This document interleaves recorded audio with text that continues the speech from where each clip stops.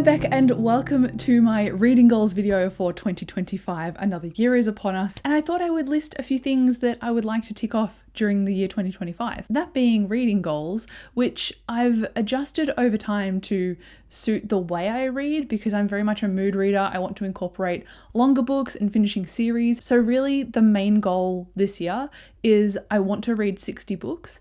In the past, I've read over 100. In 2024, I read roughly 74, 75 books. And before that, I've read, 80 and 90. So I think ballparking it at 60 books leaves me room to read a lot of shorter books, for example, and get my numbers up to 9, 10, 11, 12 in a month, or to read 4 or 5 books in a month and read a longer series. So I think going for 60 books in a year will be good for my mental health in terms of aiming for a, number that's big and up there.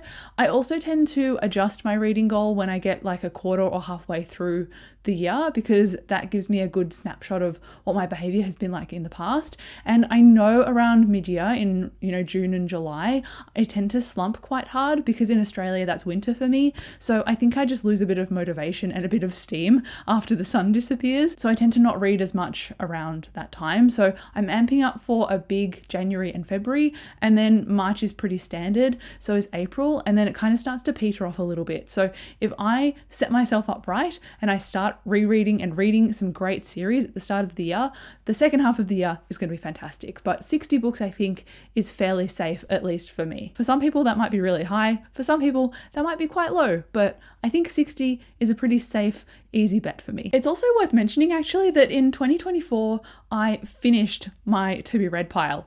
Shock horror, I know.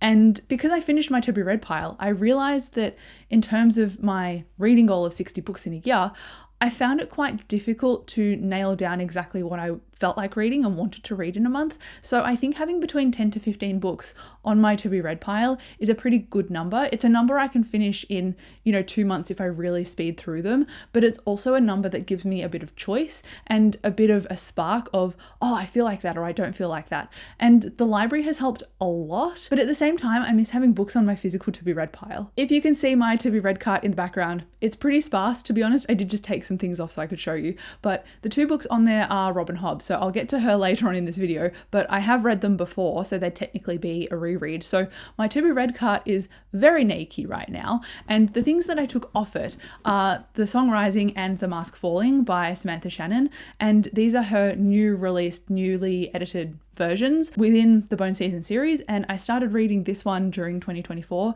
but at the time I didn't feel like it, so I put it down when I was like 30 pages into it. But because it's shorter and because, this isn't too long, it's long-ish, but still doable, I think I could do these in early 2025 so that I can then read, I think, The Dark Mirror, which is book 5 in this series. So really these 2 are the only 2 unread priority books on my to-be-read pile, which is just a little bit shocking to me. Usually I'm accustomed to having like 5-10 books as priority TBR, or I list, these are the books I want and they're actually parts of series. So I might look like I've got 4 or 5 books on my to-be-read pile that I really want to read, but actually it's like 15 instead because they are long series. So it's really surprising to me that I've only got these.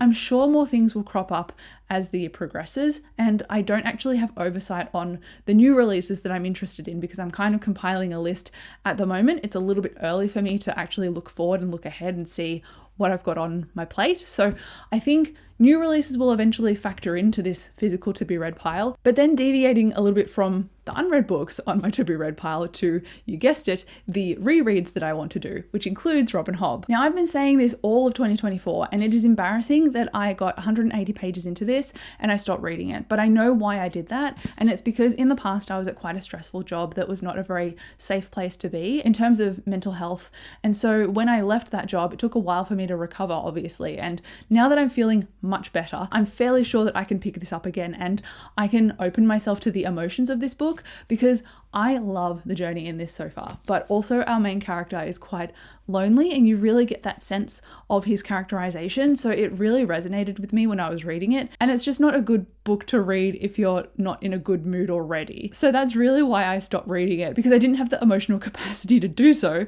but now I do, and I'm so excited about it. I really want to revisit VIDS, and one of my favorite characters comes into this book, and I just love this world so much, and I've been wanting to do a reread for such a long time. And in the past like 2-3 years, I reread book 1 and I've staggered at book 2.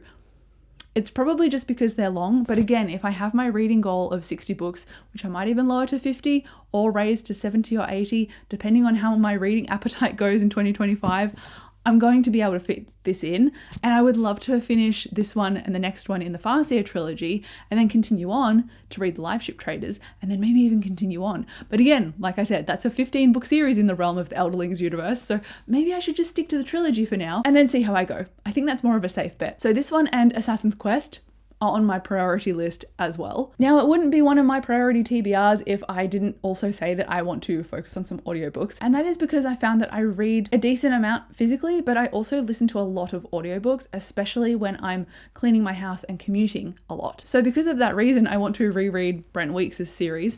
I think it's called the Lightbringer series, and I read this a long time ago. Maybe like 5 or 6 years ago. Yeah, that feels like a long time ago.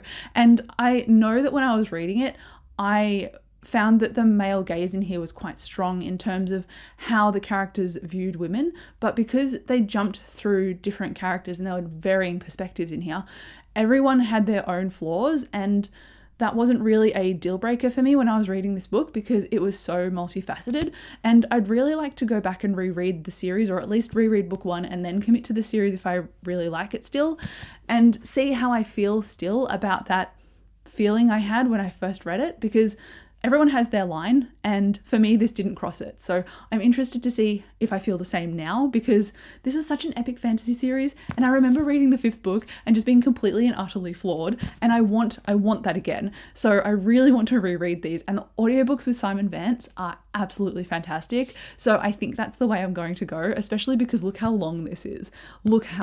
So I think doing the audiobook and just biting away at it is going to be a very doable way to get through this. I can still probably read it physically as well. I can switch out audiobook and physical book, but audios are so good, so I'm looking forward to revisiting this one, and I have them all on Audible, so it'll be an easy task for me to pick up, I hope. Then I suggested to myself in my notes, I was like, hey, maybe you should read a certain amount of pages a week, but I honestly think that could turn into a very stressful goal, so I didn't put a number to that because it depends on honestly what book you're reading and what size text you've got and how long the chapters are or how short they are and what your mood is like for that week and what things you've got on. So I don't really want to measure the pages anymore. I initially thought it was a great idea. Like I thought it was an awesome idea for months, and I've come to filming today and I'm like, I don't actually agree with that anymore. So sorry to past me, but I'm not going to do a page count per week or per fortnight of how many things I think I should read. If I have a goal and I want to finish a series, maybe I'll map out the pages every month and see how far I should be in that series to finish it by a certain date. But aside from that, it puts a lot of pressure on me. And if I self-impose a deadline like that, it takes away some enjoyment. So I don't think I'm going to do a page count. But what I am going to do is put a rough number on the amount of reviews that I want to post on my channel, because it's more of a channel focused goal that I can control.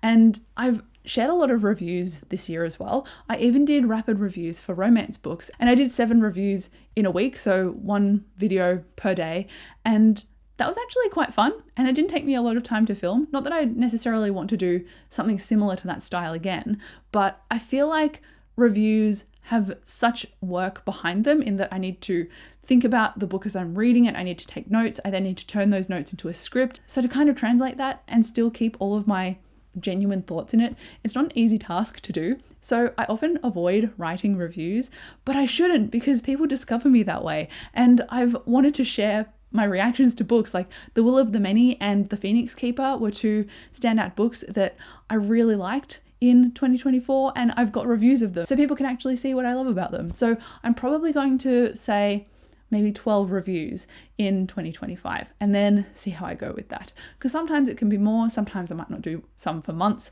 So yes, reviews are a priority. I also found, and I'm hesitating about including this one, but I'm just going to do it anyway, like rip the band-aid off, right? And I'm thinking that I want to do more reading vlogs because I don't do them as often as I think I should. And I was like, maybe I could do 1 a month. And then I thought, oh, that's a lot of work. But then I also just did Vlogmas, which is videos around Christmas time, and it's a daily vlog. And even though they were like 10 minutes or less because it's content for one day, I feel like I could almost incorporate that style of taking you along with me into a reading vlog. So it becomes like a lifestyle daily vlog and a reading vlog. And I've tried to keep those two themes separate on my channel. So I'm thinking if I combine them, it would be a little bit different, like a bit of a flair on a reading vlog. So that's food for thought. I don't know if I'll commit to like one every month because that seems ambitious after not doing them for ages and then doing one a month all of a sudden, but I'll see how I go because I do want to do more reading vlogs. They're fun. I'm trying to think of more goals, but I honestly think that this really captures them all. So it was read 60 books, have a to be read pile of 10 to 15 unread books that are on my physical to be read pile, prioritize audiobooks at my library, do a few rereads of those key authors like Brent Weeks and Robin Hobb, and then of course my channel goals, which is the reviews and the reading vlogs. So I think that really captures my outlook on 2025. It is hopeful, it is positive, it is going to be what I hope is full of anticipated releases that are actually fantastic, because I've had a few disappointments in 2024 and I really want to move past those. So with all hope, let's move into 2025 with so much more new things to read. But that is it. Thank you so much for watching this video. Come chat to me down below about maybe how many books you're planning to read in 2025. If it's 60 or more or less, I would love to know. But again, thank you for watching. I'll come chat to you down below in the comments and I'll see you in my next video. Bye.